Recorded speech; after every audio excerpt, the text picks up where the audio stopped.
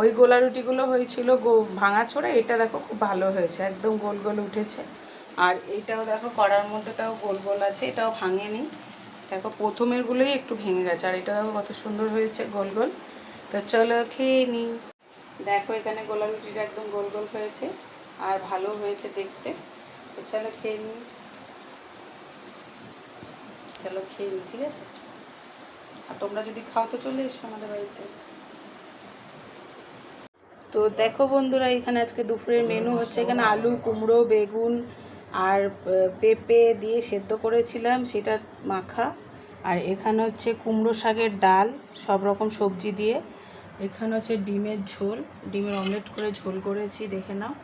আর এখানে হচ্ছে গরম গরম ভাত। বন্ধুরা, এই আজকে আমাদের দুপুরবেলা মেনু, তোমাদের বলেছিলাম শেয়ার করব, তাই শেয়ার করে দিলাম, ঠিক আছে?